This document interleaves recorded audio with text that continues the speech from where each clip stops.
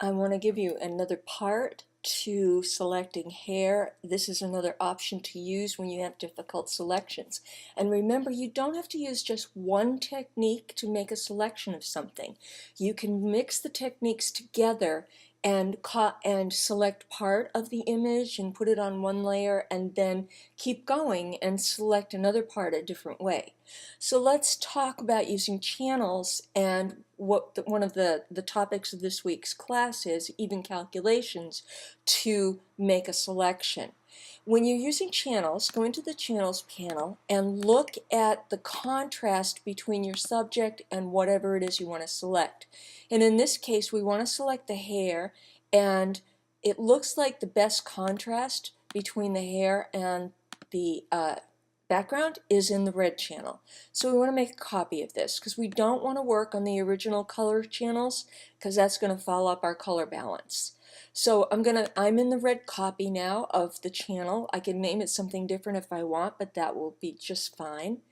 I'm going to come in here and I'm going to make a layers adjustment on this. So what I'm going to do here is scrunch the triangles together so that I make it more contrasty. You can see the hair's getting darker, the background's getting lighter. What this will do is, as I come in from the right side and bring that triangle towards the center, it lightens the lighter areas, and from the left side it darkens the darker areas. So I'm compacting the tonal ranges.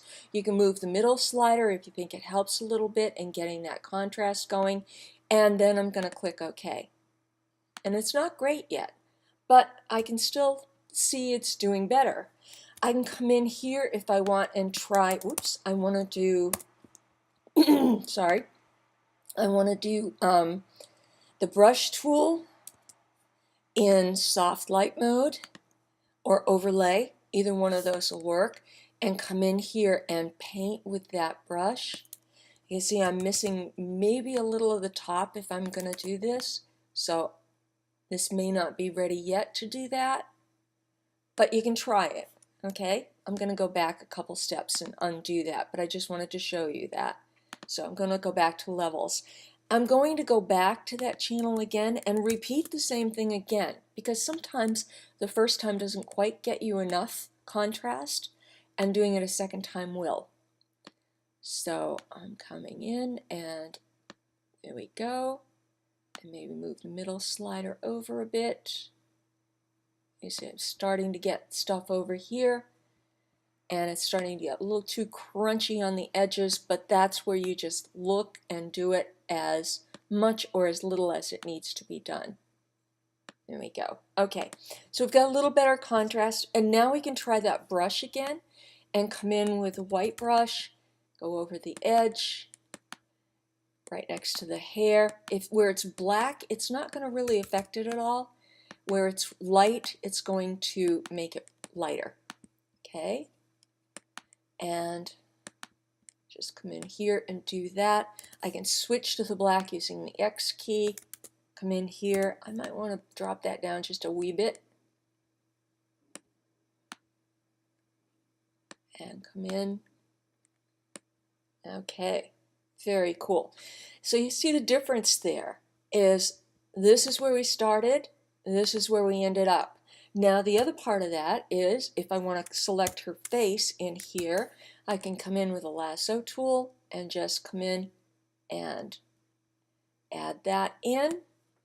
Fill it with black, Option or Alt plus Delete or Backspace, and there we have it. And I can use the brush tool too in here because I know I'm going to want to pick up these pieces, so I want to put the brush in normal blend mode and just pick up those little bits. And get as close as I can without going over the edge. See, I don't want to do that. So I can switch back to soft light mode if I do that, and the white brush, and just get rid of that little overspray right there. Okay, now we have her body, so let's go in and look at how we can make a selection of her body. We're going to go into the layers with the quick selection tool, W here, and just come in and I'm in quick mask. I hit the Q, there we go, and select that part of her body, hit the Option or Alt key because I've got that little extra bit there. And now I want to come in and make a new channel right there. So I have two channels that make up the whole girl at this point, and I just want to show you this for the sake of our lesson this week. I'm going to invert this selection because the white part is the part that's going to be selected. So I'm going to invert that. So I see I've got a little bit of stuff up here in the corner, and I want to go into normal blend mode from my brush and just brush that corner until it's black. To make it non-selected, and then I can come down here if I want. Now I want to blend those two channels together, so I'm going to come down here to calculations. I'm going to take the red copy plus alpha 1, and I'm going to use the lighten blend mode and click OK, and you can see the two of them together and it makes a new channel there. And I can come in and just use the white brush and just clean up that tiny little edge there, and I should have a very good selection. Just missed a teeny little spot there. Actually, I think that's okay. And that is my selection. Come in here, Command or Control click on alpha 2, go back up here, copy and paste it to a new layer. I'm going to put that over the blue layer, and you can see what a good selection that made. That actually is a very viable alternative to using the Refine Edge brush or other methods of selecting.